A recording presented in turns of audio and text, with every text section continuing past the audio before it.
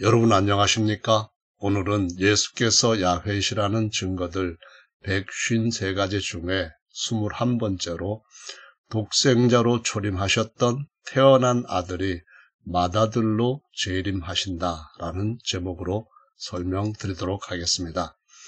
히브리서 1장부터 13절까지 두 파트로 나누어서 말씀을 드릴 것입니다. 1장 하나님께서 낳으신 아들과 하나님이 지으신 아들은 그 신분이 전혀 다르다라는 제목인데요. 1장 4절에 저가 천사보다 얼만큼 뛰어남은 저희보다 더욱 아름다운 이름을 기업으로 얻으심이니라고 기록이 되어 있습니다. 다시 말해서 천사들보다 아들이 얼마만큼 뛰어나냐, 하나님 아버지의 성함을 기업으로 받은 후사가 되었다라는 말씀입니다.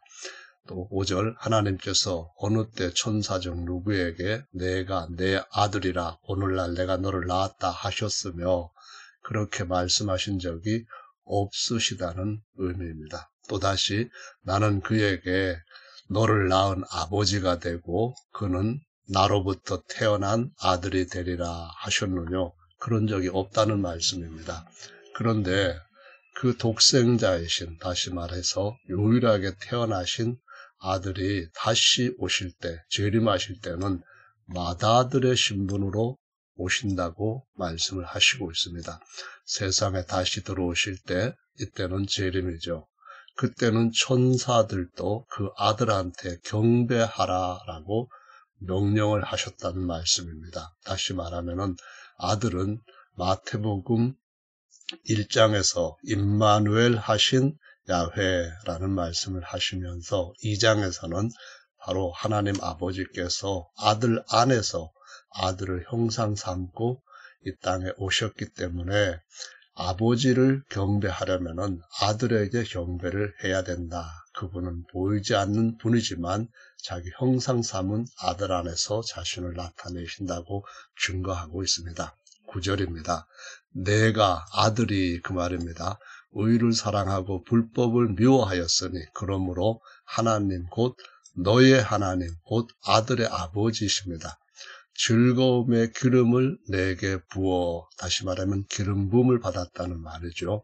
내 동료들, 아들 하나님의 동료가 있을 수 없습니다. 하나님께로부터 태어난 아들은 태어난 아들들이 많은데 그 많은 아들들 중에서 맏아들이 되셨다는 의미로서 동료라고 하는 것은 아들 하나님들이 아니라 하나님의 아들들인 거듭난 자들 위로부터 하나님께로부터 난 많은 아들들을 가리키는 것임을 볼 수 있습니다. 13절입니다. 어느 때 천사 중 누구에게 아버지가 아들의 원수, 다시 말하면 사람의 친족이 되신 마지막 아담이신 예수, 나사렛 예수, 다윗의 자손인 예수, 어린 양이신 예수의 원수로 발등상을 삼자기까지 너 아들은 나의 우편, 아버지 하나님의 우편에 앉았으라 하셨느뇨. 그런 적이 없다는 말씀이죠. 그런데 맏아들과 함께하는 많은 아들들은 하나님의 우편, 곧 하나님의 후사의 자리, 상속자라는 자리에 앉게 하신다고 말씀을 하시고 있습니다. 14절이 이것을 증거하는데요. 모든 천사들은 부리는 영, 다시 말하면 종의 신분인 영으로서 구원 얻을 후사들입니다. 복수이죠. 맏아들과 함께하는 많은 아들들을 섬지라고 종노릇을 해라, 주인으로 모셔라, 그렇게 목적 갖고 보내졌다라는 말씀입니다. 하나님께서 낳으신 아들은 아버지의 새 성함을 기업으로 얻은 자입니다. 야훼는 단지 영이신 하나님이십니다. 그런데 거기에 호세아 또는 예수아라고 하는 구원이라는 단어를 더하면은 예호수아가 되고 야훼는 구원이 되셨다. 야훼는 우리의 구원이다라는 뜻이 되죠. 그래서 이와 같이 새 성함을 얻은 자들을 후사들이라고 말합니다. 모든 천사들은 하나님께서 지으신 아들입니다. 그러나 그리스도와 또 많은 아들들은 하나님이 낳으신 아들입니다. 또 하나님의 독생자는 하나님께서 낳으신 많은 아들들, 동료들로 인하여 이제는 맏아들이 되셨고, 또 오실 때에는 그분께서 독생자의 신분에서 맏아들의 신분으로 오신다고 말씀을 하시고 있습니다.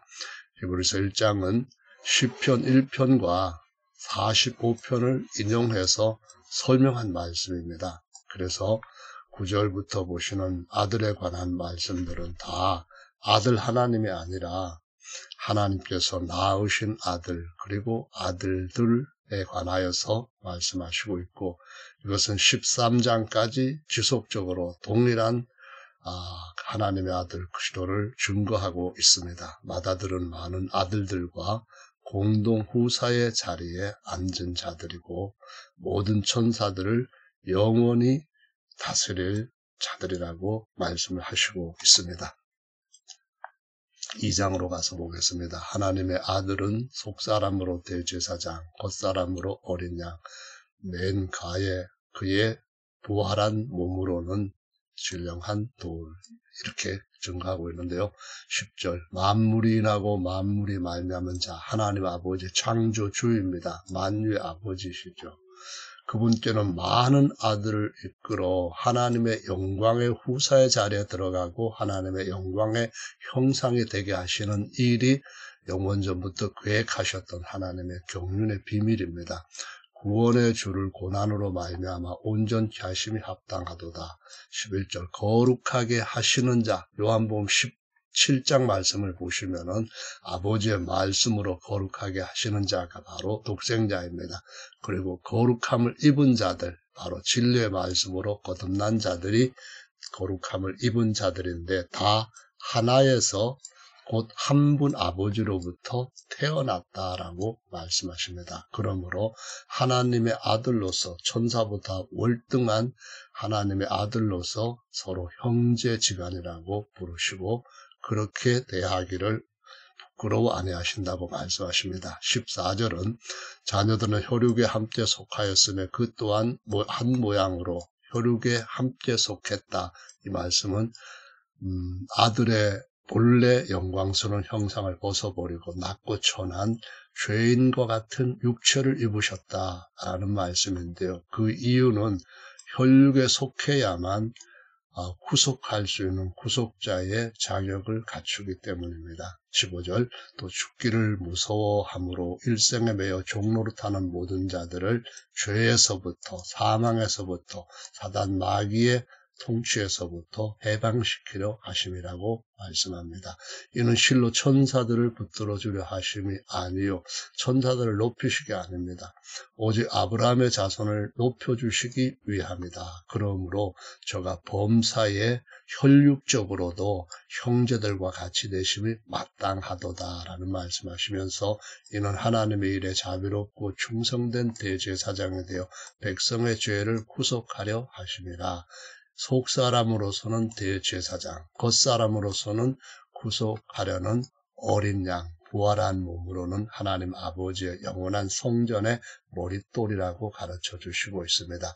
이렇게 독생자는 신령한 영광의 형상을 벗고 육체를 입고 죄인들과 같은 혈육으로 죄 없는 몸이지만 똑같은 모습으로 우리의 친족이 되셨다는 것이고요. 하나님의 아들 속사람으로는 대제사장, 겉사람으로서는 어린 양, 부활한 몸은 성전의 머릿돌, 모퉁이 돌이 되셨다. 맏아들과 많은 아들들은 다 한 아버지로부터 태어난 아들들이라는 말씀입니다. 태어났다 하는 말은 천사들이 감히 동등으로 동류로 여길 수 없는 존귀한 하나님의 후사 신분이라는 것을 보여주고 있습니다. 이어지는 3장 말씀을 보시면 하나님의 아들은 신약 성도의 형제이지 절대로 아들 하나님이 아니라는 말입니다. 1절, 그러므로 함께 하늘의 부르심을 입은 거룩한 형제들아. 누구와 형제입니까? 대제사장이신 예수님과 형제입니다. 아들 하나님과 형제란 의미는 성경에 전혀 없습니다. 2절 저가 자기를 세우시니 아버지 하나님이십니다. 충성하기를 모세가 하나님의 온 집에서 종의 신분으로 충성했습니다. 저는 모세보다 더욱 영광을 받을 만한 것이 아들, 아니 예수님은 모세보다 더욱 영광을 받을 만한 것이 마치 집 지은 자가 그 집보다 존귀함 같으니라 라고 말씀을 하시는데요. 예수님 안에 계시는 아버지는 모든 만유를 지으신 만유의 아버지십니다. 사람도 그분이 지으셨습니다. 집마다 지은 이가 있으니 만유를 지으시니, 다시 말하면은 우주라고 할 때 집주자라는 단어를 써서 큰 집이라는 의미입니다. 그런데 만유보다도 크신 하나님이 영원히 안식하실 수 있는 집은 하늘들이 아니라 자신이 머릿돌로 세우신 맏아들 되신 예수님의 부활한 몸, 그 몸에 연합된 수많은 베드로, 그들을 통하여서 하나님이 영원히 안식하실 집을 짓는다고 말씀을 하시는 것이 경륜의 비밀입니다. 그리스도는 그의 집 맡은 아들로 충성하였으니 우리가 소망의 담대함과 자랑을 끝까지 견고히 잡으면은 그의 집이라, 이 집을 헐라, 이 성전을 헐라, 내가 3일 만에 일으키라. 이 진리의 말씀을 제자들도 부활하신 후에도 얼마 동안 깨닫지 못했습니다. 그런데 오늘날도 수많은 목회자들과 수많은 목사들, 수많은 신학자들이 이 진리에 대해서 정확하게 이해를 하지 못하는 분들이 아주 많습니다. 하나님의 아들은 거룩한 형제들과 함께 부르심을 입은 사도, 대제사장이시지 아들 하나님이 결코 아니라는 말씀입니다. 삼위일체론과 양태론은 절대로 하나님의 경륜의 비밀을 바로 알 수가 없다는 것입니다. 모세는 하나님 앞에서 지음받은 종입니다. 그리고 구약의 중보자로 충성했습니다. 하나님의 아들이라는 말은 종과 아들을 대비시키고 있습니다. 아들이라는 말은 아버지와 아들일 때는 하나님과 사람이라는 두 신분을 대비시키고 있습니다. 사람이신 그리스도 예수만이 오직 한 분 하나님께서 사람과 사이에 유일하게 세워놓으신 중보자라고 바울도 증거하고 있는 것입니다.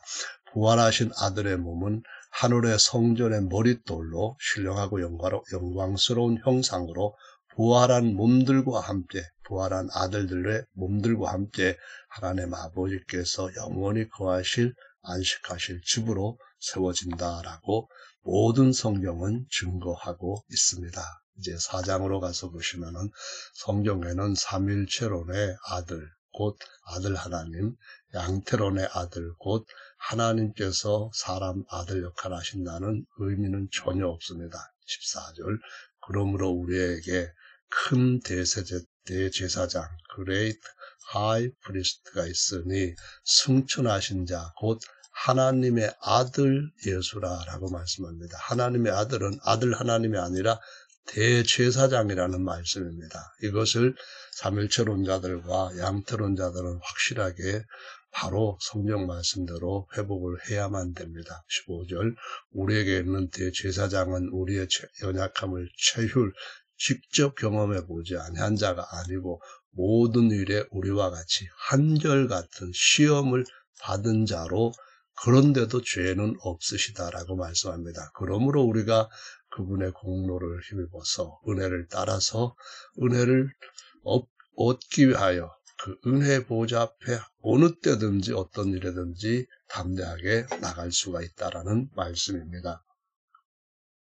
하늘에 살아있는 영원한 성전의 위대한 대제사장은 제사장들의 맞이가 된 예수 그리스도이십니다. 지음받은 종들은 절대로 하늘 성전의 제사장이 될 수가 없습니다.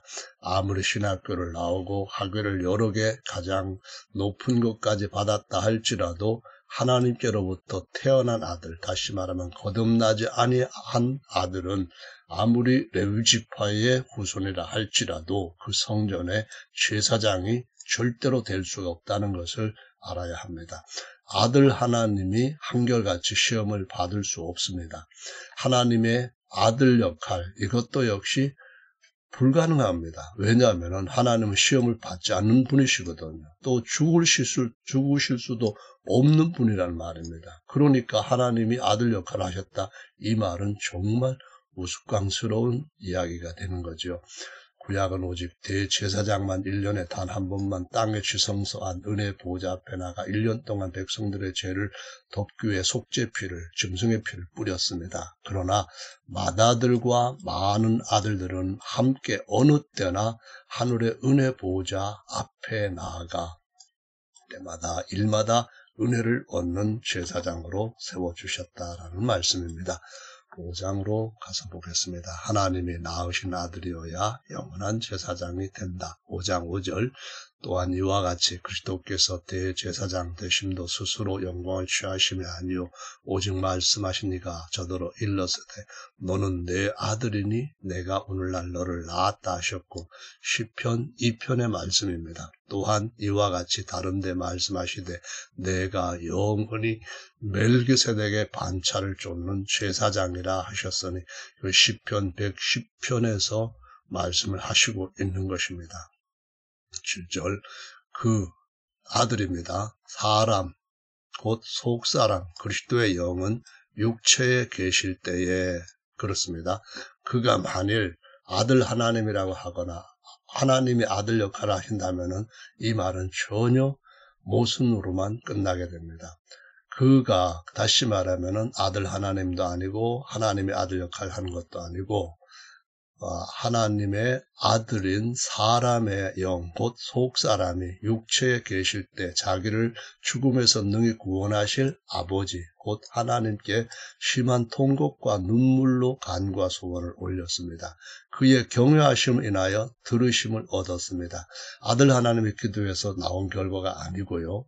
하나님이 친히 자기가 자기한테 기도를 한 그런 어떤 보여주기식 기도도 전혀 아니었습니다. 그가 아들이시라도 받으신 고난으로 순종함을 배워서 온전하게 되었은즉 자기를 순종하는 모든 자에게 영원한 구원의 근원이 되시고 하나님 아버지께 유일하신 하나님께 한 분 하나님 야훼께 멜기세덱의 반차를 좇은 대제사장이라 칭하심을 받았느니라 라고 설명을 하고 있습니다.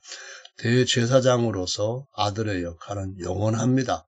그런데 양태론자들은 아들도 언젠가는 없어져 버릴 것이라고 하는 전혀 성경에 맞지 않는 주장을 고수하고 있습니다. 예수 그리스도는 아론의 후손이 아니라 하나님께서 낳으신 아들로서 멜기세덱의 반차를 쫓아 하늘 성전의 영원한 대제사장이 되셨습니다. 예수님은 겉사람으로서는 제물이 되셨고 부활한 그의 몸은 만유의 하늘의 영원한 산 성전의 머릿돌과 모퉁이 돌이 되셨습니다. 하나님이 낳으신 아들은 성자 하나님이 아님을 삼일초론자들은 정말로 빨리 깨달아야 됩니다. 양태론자들도 하나님이 대제사장, 제물, 성전 역할을 하실 수 없음을 깨닫고 빨리 사도적인 진리의 말씀으로 회복을 해야 된다라는 말씀입니다. 마지막으로 6장을 보겠습니다. 아브라함의 약속의 후손, 하나님의 후사가 된 자들인데요. 6장 17절 하나님은 약속을 기업으로 받는 자들에게 그 뜻이 변치 아니함을 충분히 나타내시려고 그 일에 맹세로 보증하셨나니 이는 하나님이 거짓말을 하실 수 없는 이 두 가지 변치 못할 사실을 인하여 앞에 있는 소망을 얻으려고 피하여 가는 우리로 큰 안위를 받게 하려 하심이라 했는데요. 하나님께서 두 가지로 우리한테 변치 않는다고 하는 확증을 주셨습니다. 그것이 바로 맹세와 약속입니다. 하나님은 거짓말을 하실 수 없는 분이기 때문에 그 약속은 변할 수가 없어요. 뿐만 아니라 그분은 사심을 가리켜서 맹세하셨기 때문에 그분이 죽지 아니하시는 한 이 약속은 반드시 이루어진다는 것입니다. 자, 19절 우리가 이 소망이 있는 것은 영혼의 닷 같아서 튼튼하고 견고하여 휘장 곧 예수님의 육체입니다. 요한복음 2장에서 이 성전을 헐라 이는 부활하신 자기의 육체를 가리켜서 부활한 몸이 될 때 성전을 일으켰다라는 말씀으로 버려진 돌이 하나님의 성전의 보배로운 돌이 되었다는 말씀이고요. 히브리서 10장에 가서 보시면은 자기 육체 가운데로 찢어서 열어놓으신 새롭고 산 길이라는 말씀이 나오는데 요한복음 4장 6절에서 바로 생명의 길이라고 말씀해 놓으신 진리의 길이라고 말씀하신 새로운 길이라고 말씀하신 바로 새로운 성전 사이로 열어놓으신 그 길이라는 것입니다. 원래 구약시대에는 큰 휘장이 앞을 가리고 있었는데 예수님이 돌아가실 때 그 휘장도 찢어지심으로 그걸 보여주신 것은 하늘에 올라갈 수 있는 이제 새로운 길이 열렸다는 것입니다. 그리로 앞서가신 예수께서 멜기세덱의 반차를 쫓아 영원히 대제사장이 되어 우리를 위하여 돌아가셨느니라 라고 말씀합니다. 세계적으로 가장 큰 양태로운 믿는 그런 교파가 있습니다. 유나이티드 펜테코스탈이라고 하는 이 교단에서는 항상 양태론을 주장을 할 때에 아들직이 언젠간 끝난다라는 말을 합니다. 그리고 성경에 나와 있는 아버지가 아들 보냈다는 말을 부인합니다. 뿐만 아니라 그들한테는 아들의 모든 피조물보다 먼저 나신 분이라고 하는 말에도 자기들의 말을 계속 이것저것 갖다 붙이는 일을 끊임없이 반복하고 있습니다. 하나님의 약속은 독생자이셨다가 맏아들이 되신 예수 그리스도와 함께하는 하나님의 후사가 되는 것이라고 말씀하고 있고요. 거듭난 아들들이 맏아들과 함께 하나님의 공동 후사로 세워질 것, 이것이 바로 약속과 맹세로 확증해 주신 것입니다. 이 증거는 변함이 없습니다. 영원토록 예수 그리스도께서 영원히 대제사장이 되셔서 하늘 성소에 들어가셨으므로 하나님의 아들들이 하나님의 후사가 된다는 약속은 반드시 이루어질 것이라고 했습니다. 이제 다음 시간에는 7장부터 13장까지 설명드리겠습니다. 감사합니다.